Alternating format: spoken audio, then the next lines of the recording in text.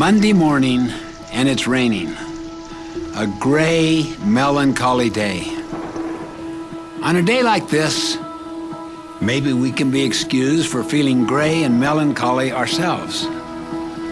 We get into a mood, and the whole day seems to go badly. Don't you feel better when the weather outside is great? But what if you could carry your own weather within you? What about the social world we live in? Don't you feel better when you're treated better?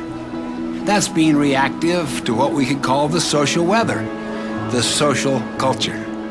When you carry your weather with you, you can choose to be consistent regardless of how people treat you. That's what it means to be proactive. Being reactive is the opposite of being proactive, not taking responsibility for our own life.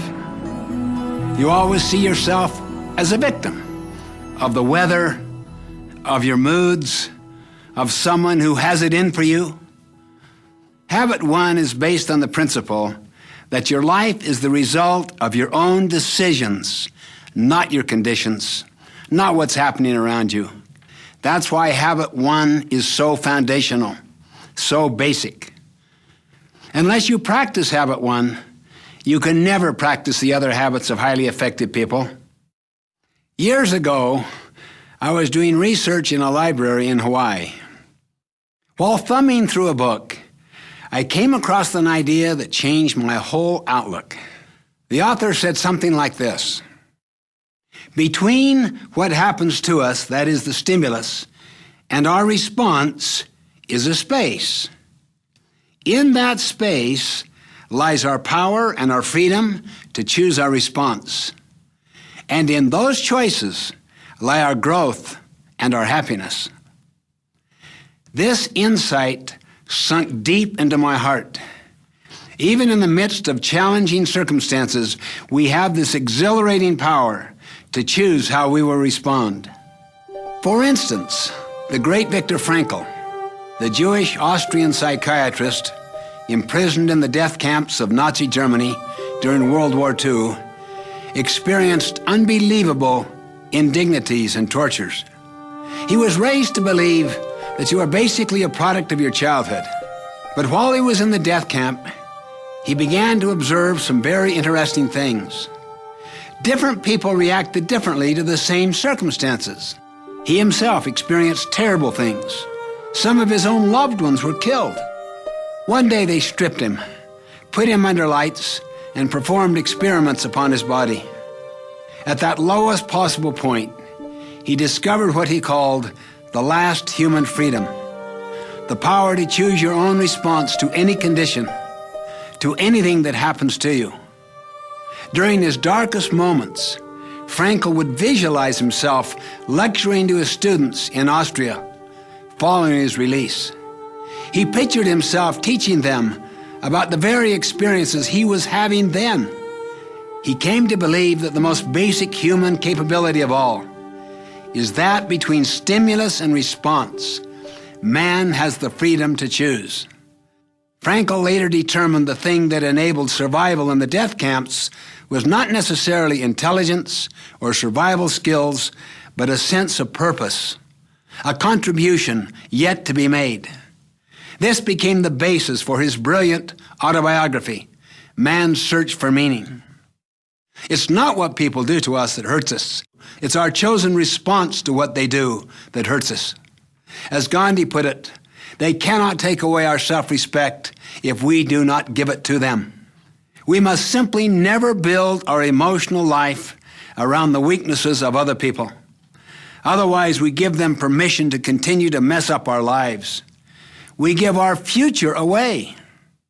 Several years ago, I was making a presentation on this subject of proactivity, and a woman stood up in the middle of my speech and started to give a speech on her own, spontaneously. She was filled with explosive learning and excitement. You could see it in her eyes, her gestures, her body language. And then she sensed the inappropriateness of what she was doing. She sat back down. I could hardly wait until the break to talk to her. "What happened to you?" I asked. She shared her story. She said, I'm the full-time nurse to an extremely miserable man. He doesn't even acknowledge me, let alone show me any form of appreciation.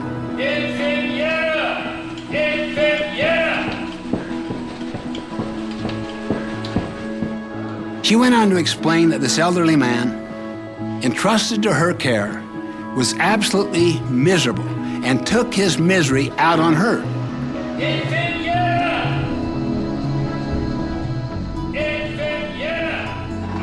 She was becoming more and more depressed and hated the thought of going to work each day and facing this irritable man. All of the other nurses felt the same way. They talked even of his demise, wished for it, hoped for it, while they were taking care of him. Then she said something to me. For you to stand up there and suggest that I am choosing to be miserable was almost too much. But then, listening to you, I suddenly realized that I do choose to be miserable. Before, I believed I didn't choose it. He made me. But then I realized how dependent I am. I'd given my power over myself to him and his miserable behavior. As I thought about what you were saying, she said, I realized I had the power to choose and felt like I had been let out of prison. That's why I stood up. I could not contain myself. I just can't tell you what that means. This feeling of freedom is almost overwhelming. We have the power and the freedom to choose, to create our own weather each day.